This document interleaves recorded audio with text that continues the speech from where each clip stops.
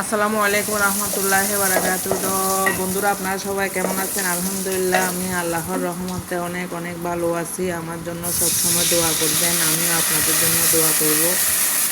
তো আজকে চলে আসলাম আবার আপনাদের মাঝে রান্নাবান্না নিয়ে। তো আজকে আমার রান্না তেমন একটা ভালো না। আজকে ওই যে মাছের, তেলাপিয়া মাছের, রুই মাছের লেজ মাথা দিয়ে, পেঁপে দিয়ে, আলু দিয়ে রান্না করব। তো অলরেডি রান্না শুরু করে দিয়েছি। আজকে একটু কাজও ছিল, এতদিন পরে রোদ হয়েছে, ঘরের কাপড় চোপড়, বিছনা গাড়ি সব কিছু ধুয়ে শুকাত দিছি। এই জন্য রান্নাবান্না করতে আজকে একটু লেট হয়ে গেছে।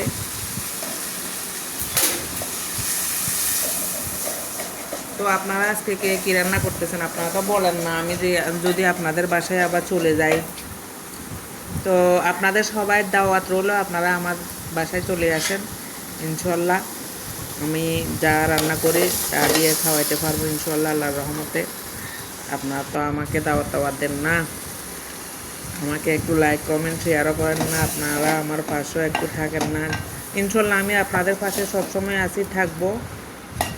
তো আপনারা একটু দয়া করে আমাকে লাইক কমেন্ট শেয়ার করবেন, সাপোর্ট করবেন, আমার পাশে থাকবেন। আমিও ইনশাল্লাহ আপনাদের পাশে আছি সবসময়। তো এখন আমি যে মাছের লেজ মাথাগুলো কষে ফেলতেছি, তেলের মধ্যে এখন পেঁপে আর আলু দিয়ে দিতেছি। আলু দিছি যে এই জন্য, আমার ছেলে পেঁপে খাবে না, আলু খাবে। পেঁপেটা আমরা আর বাকিরা সবাই খাবো, তো এই জন্য ছেলের জন্য আলু দিছি, পেঁপে দিই নাই। পেঁপে আমরা খাবো, পেঁপে দিছি আমাদের জন্য, ছেলের জন্য আলু দিছি। তো এগুলা হইতে হইতে এদিকে আবার ছেলের জন্য কিছু একটা রেডি করতে হবে, কারণ স্কুল থেকে আসি আগে বলবে যে ক্ষুধা লাগছে, কিছু খাবো। এখন দেখি কি রান্না করতে পারি।